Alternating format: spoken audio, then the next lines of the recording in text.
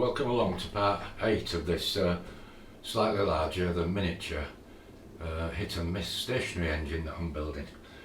In this part 8, I'd like to try and assemble the crankshaft back together and see if I can get it lined up. If I've got any more time after I've done that, I'd like to maybe have a go at machining the cylinder head, the block for it. Now, the cylinder head, rightly or wrongly, and don't shoot me in the foot, but I've bought a piece of cast iron. It wasn't expensive, but I've decided, because of valve seats, and if I went somewhere and I wanted to run this engine, assuming it all turns out well and I want to run it, it's going to have cast iron pistons, it's going to have roller bearing, big end and little end, or needle roller bearing. It's going to have ball race main bearings, so with little oil it could run, no doubt, for days without any lube. So because of having all those bearings and everything, so it's going to be smooth running and it should have a good long life as such. So I decided to make the cylinder head out of cast iron instead of aluminium. Now, some of them use aluminium and just cut the seats raw into the aluminium head, which I didn't think were a good idea at all if you were going to run it for hours on end. The other was you make brass inserts and you cut the 45-degree valve seat angle into the brass insert and you press them into the head and then machine them, etc., which sounds fantastic and looks fantastic, but you can't beat cast iron. So I thought, I'm going to do it out of cast iron. Dare to be different, really, that's the only reason. I just wanted to make it sort of mine, you know, my design and everything. So that's what we're going to aim at, have a go at. And I say, I've got a piece of cast iron and we'll see where we go with it. Okay, guys. So I'm going to press the crankshaft back together. That's the little mandrel I made when I pushed it out. But this part's too fat and it's going to catch on here. It's going to be okay till I get this halfway in, then it's going to catch. I'm just going to take a bit off that.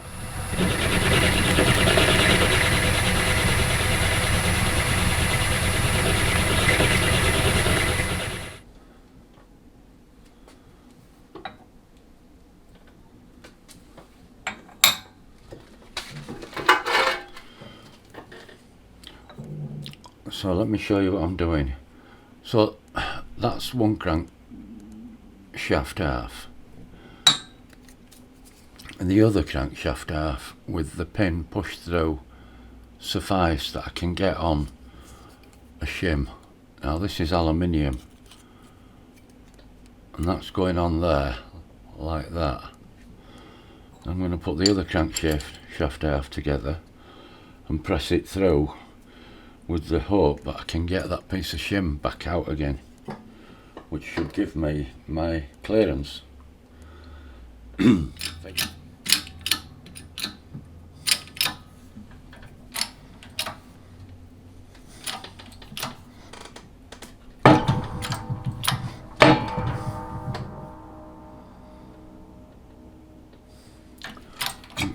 enough. My friend was telling me if you push that pin all the way through, you'll never spin them on their axis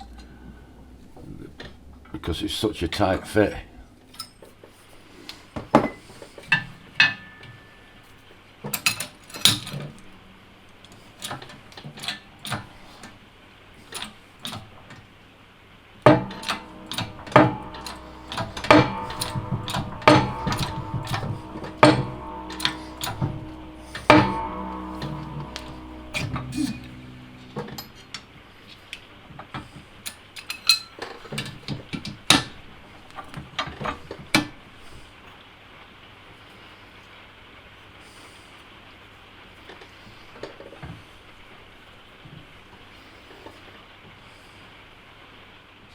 Right, so I've been tapping this around a bit, not in the lathe, and this so far the best I've got, but it's still not right. So I don't know if you can read this. So that's 5, 10, 15, 20 thou, 25, 30, 35, 40. Right, so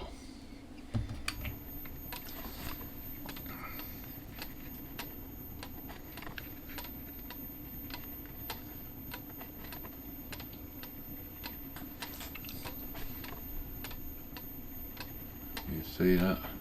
So what's that? 5.5 thou? Just under 6,000th of an inch.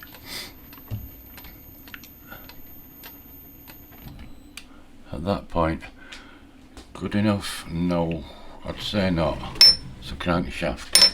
Right, so I'm going to whack it around in vise, see if I can get any better.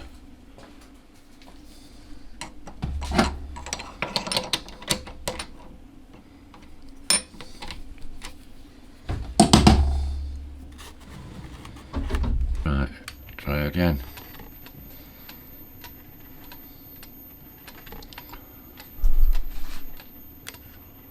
See, that's worse.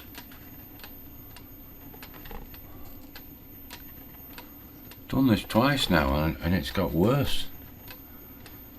Let's make sure it's in the same spot. There, 5, 6, 7, 8, nearly 9 thou. But it has moved, it's not on that web anymore. Well, according to that, it still wants tapping round some more. I'll try it, but starting to wonder where I should have gone to my mates now. I've done it with his knife edges.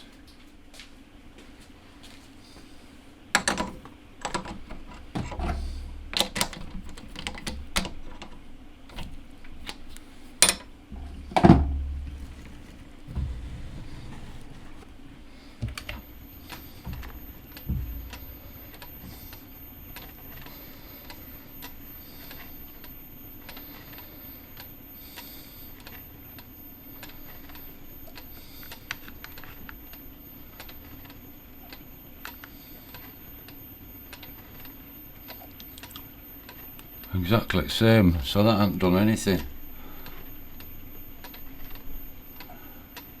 Must haven't hit it hard enough. Try again. And try until we hopefully get some result.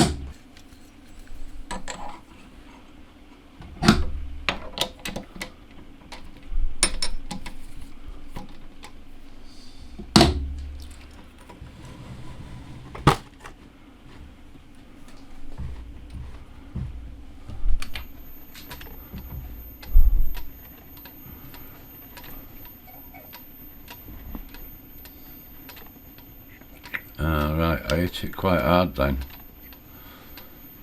0, 4. Let's get it right.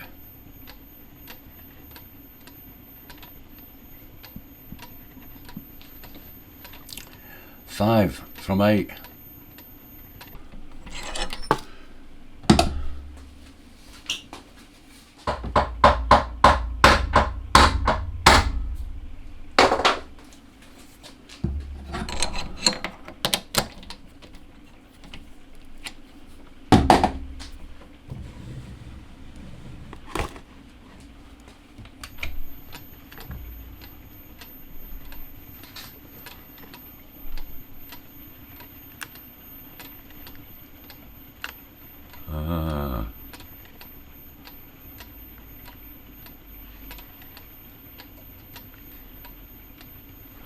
So you can see that, guys. Yeah, you can, because I can see it through viewfinder. 1.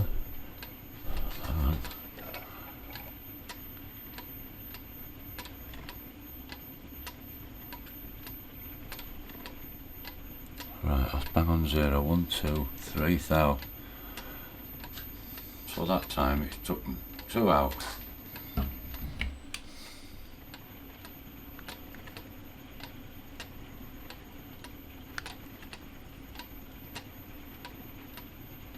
We've got a run out of 2,000th of an inch. So I've pressed the crankshaft back together. and in it we've got our conrod that I made with a needle roller bearing in there. It's going to be, like I just said, caged ball races. How I sort of started it were, I ended up using this a piece of aluminium which I had to pretty much butcher to get back out again. It had nipped it that tight, but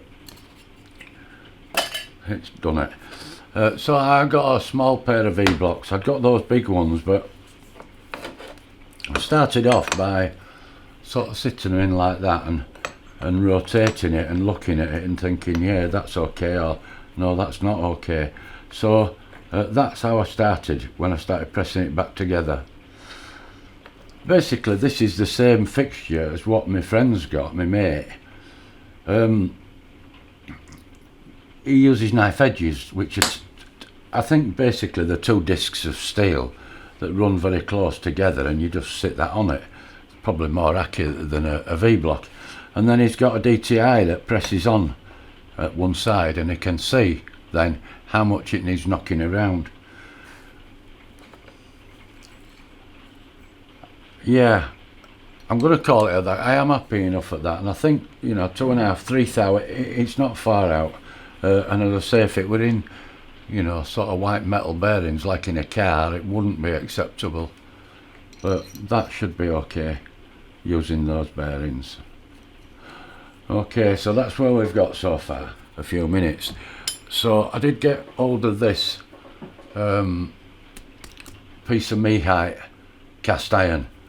Now I only need 1 inch. I'm going to make the cylinder head cast iron. Let me explain why. There's two schools of thought that I've seen people making these. One is the alley head. You cut the valves into the alley head and the burn in the alley head, if you like. Which I'd have thought, if you left one running all day, I would have thought by the end of the day you'd start seeing some burning on the seat of the exhaust. I'm sure you would. Then the other school of thought with some other people's designs and things is you make a brass insert and you cut the seats in brass. So your valve seats at your 45-degree angle, valve seats are cut into brass, which is probably a lot better idea than aluminium, and would last an awful lot longer, probably life at engine really, because for the amount of running they do. But I just thought I wanted to do something a bit different, and I'd not seen anybody using a lump of cast iron for the head. Now I knew I needed, it's only going to be about 1 inch thick is this head. This is 70mm, I think, this stuff.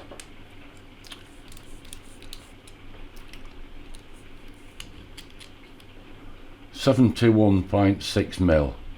Now it only needs to be 65, but it's got to go on there, which I'm sure was 65, but it's 2.5 inch, I know it is. 63.4, 2.5 inches it is. So this needs machining down that to fit perfectly on there. So I've chopped up this and I've got it within. It's dog rough on the outside, and I've put it in the 4-jaw.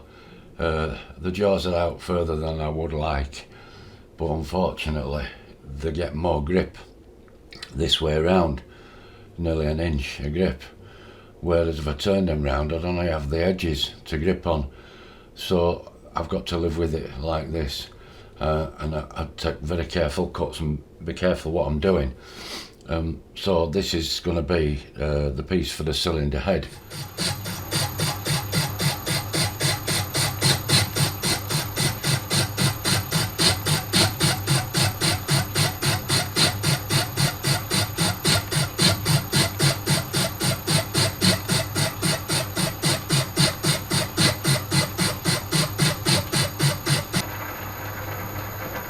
Yeah.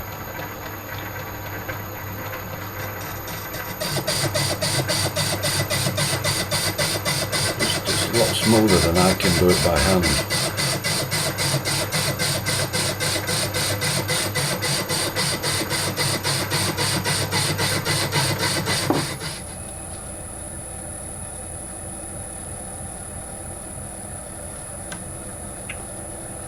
25.04.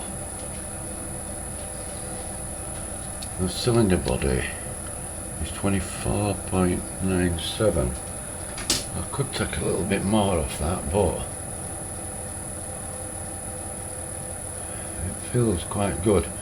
It's I'm assuming it's because this is me height cast iron, I don't know, but it's got some like funny like herringbone patterns in it.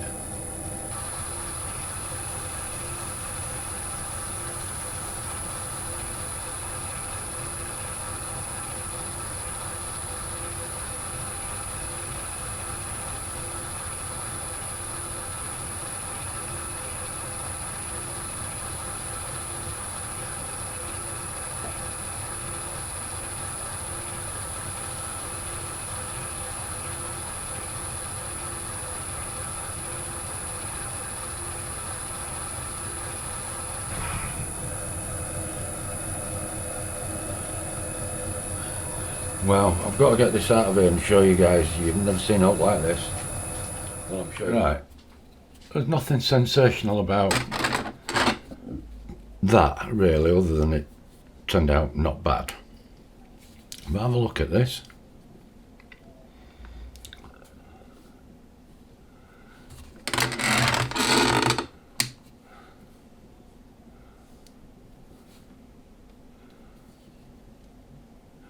We'll do it like that because I can't tell if I'm showing you it right.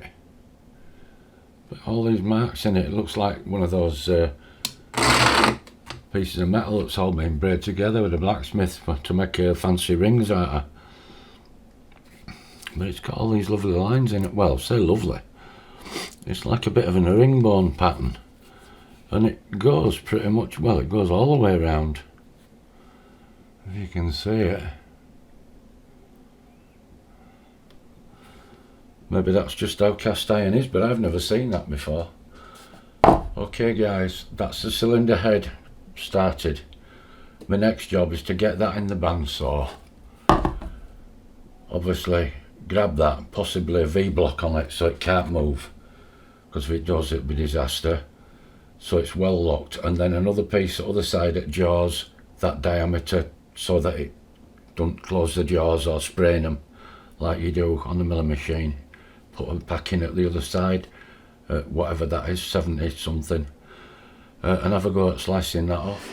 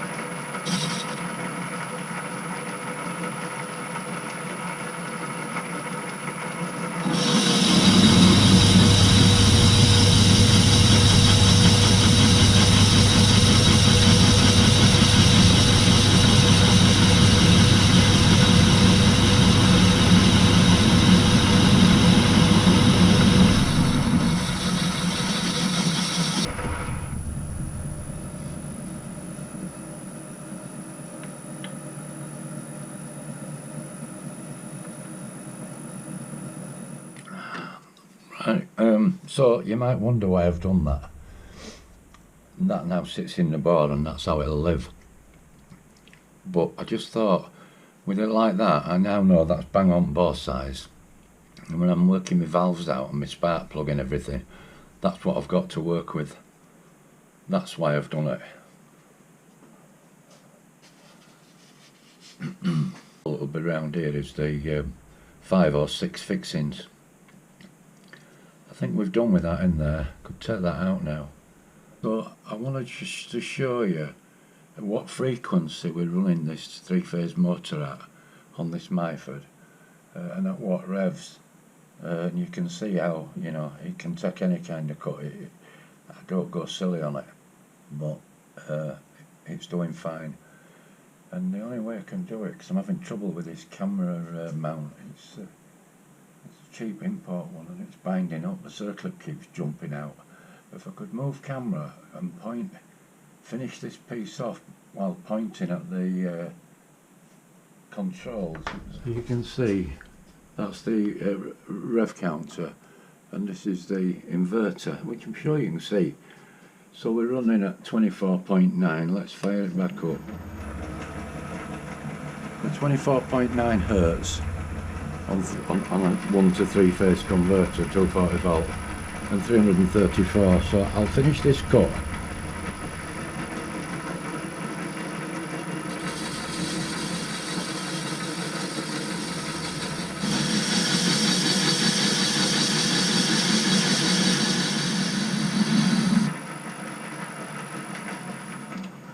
Okay, so you saw that.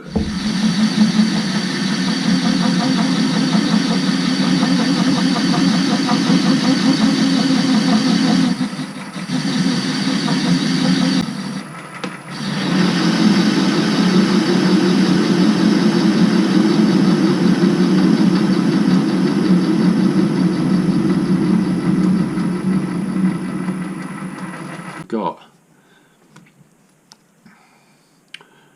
a tad over 3/4 of an inch. It's 1/32 over, but that don't matter. I think it'll look better.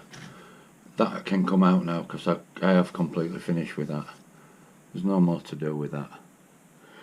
So we'll whip that out and then I'll knock this off and come back on bench because I want to get vacuum cleaner, get rid of this cast iron quick. Well, hello again. So tonight I finished this machining of the basic cylinder head.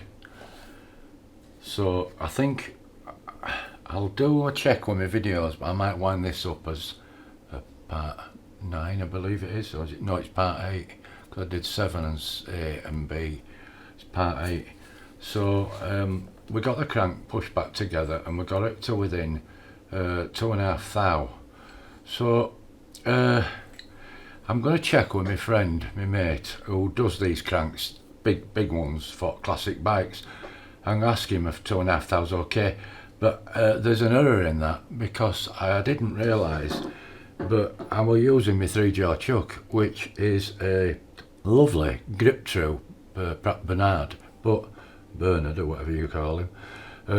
But it does run out like 1.5 thou. You know, I've got it.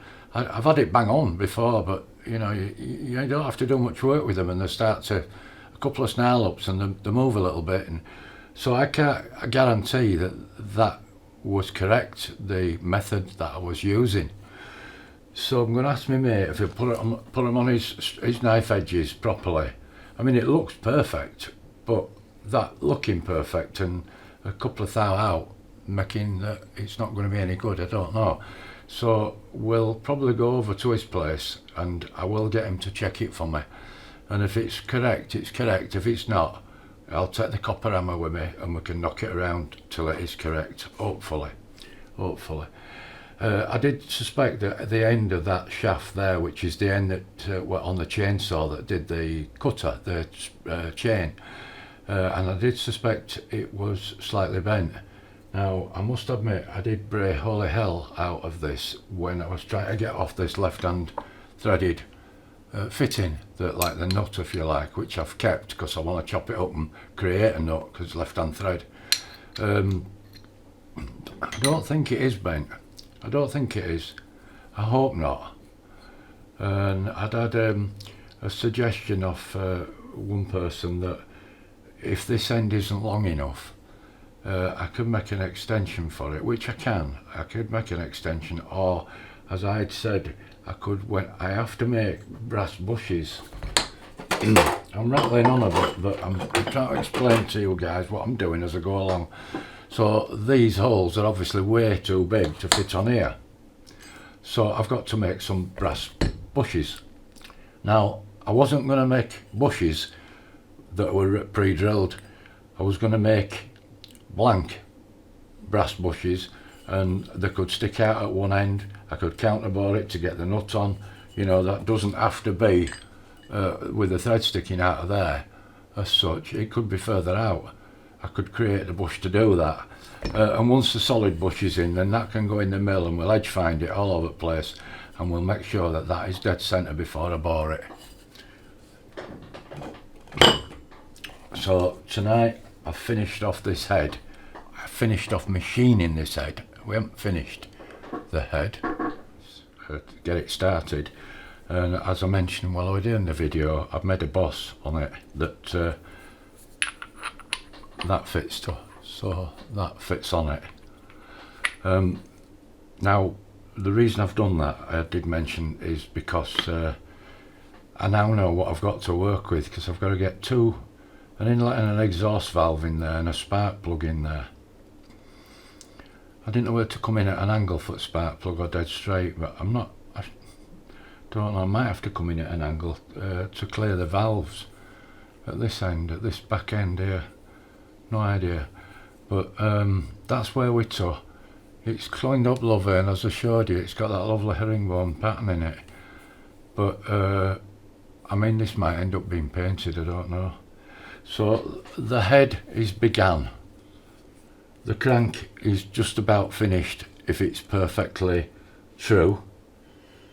The piston, as you know, is completely finished. And then what we're going to do in what will be part 9, I might make a start of the valves for the head and get all this head made complete, or I might do the side cheeks once I know this crank's correct, and get my distances so I know how big to make the actual framework. I mean, it's all laid out there, and that is semi-accurate, as is this bit of a drawing I did.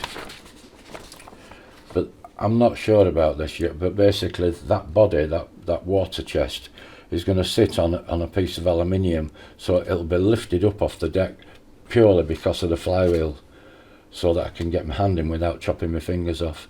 But that's on a rough sketch drawing, and I'm going to make clamps for this for 2 reasons. One is it will make it look more authentic, but the other one is that I can get it apart if I need to. If something goes wrong, I break a piston ring, or there's something not right, I can undo those clamps and I can lift the crank out and pull the piston back out. So maintenance side, yeah, I'm thinking further forward than Fleming Ford do when they let you try and change your oil on your Escort or your Fiesta. You can't get at it. Hi everyone. Well, so far, if you stuck with it, thanks for watching this part. I hope it wasn't too long for you, but we did quite well in that part, and we've got that head done, and we've got the crank press back together, as you've seen, and I'm quite happy so far that, again, no cock-ups so far. Well, no, that's wrong. I have had a couple of little hiccups, but I managed to recover, and no wasted materials so far. So, fingers are crossed. I'm going to speak to my mate and probably take this crank over to him and let him have a look and put it on his accurate machine thing he's got, his knife edges or whatever he calls them, and he's going to true it up for me and make sure it is correct. I don't think it's far out, but it could be a little bit out, and I don't hate flywheels to be rocking up and down like this, although I know it doesn't rev very high. So thanks for watching. If you haven't seen the other parts of me making this, so far is part 1 to part 7B, from nothing, machining some little old flywheels, some weightlifting gear into them to getting as far as we have now onto this part 8. So you can always go back and have a look, and I'm going to create a playlist, my channel ain't too good really in what I've done. I didn't really know how to do all this YouTube stuff, and what I've done, and John and Natalie's Workshop and Mr. Factotum will probably know all this, that what I've been doing is it says playlists, and I was just creating loads of playlists. Well, that was stupid of me. This should be, you know, stationary engine, building a stationary, hitting my steam IC engine, and all that should be in that folder should be doing this. And I haven't. I'd created playlists and just ticked everything. Tonight I've been in and I've undone a couple. There was 72, I think it was, videos, all in Anything Garage by Stevie GTR. Now, Anything Garage by Stevie GTR were meant to be anything in my garage, but not what I'm making. Building the garage, yeah, and showing me doing the footings, the concreting and everything else, but not making the little engines and things like that. So I've started whittling them around and trying to get them better, and I've probably got a few days work there. But have a look at my playlist, and if you like what you see, please give us a thumbs up, because it really helps. And if you want to comment, even if it's a recommendation from you about something you think I'm not doing right, because I'm only very, very amateur at this. Machinist wise, doing my machining, I think I do okay, but a lot of people think I won't swear, but a lot of them think I do everything wrong. So I hope I don't do everything wrong, maybe just not to their liking, I don't know. But I do my best, and as I say, in my retirement, this is the sort of thing I like to do. So if you do like them and you want to see more, click subscribe, because that really, really does help the channel. If you can, please. Thanks for watching, and I'll look forward to producing part 9 for you.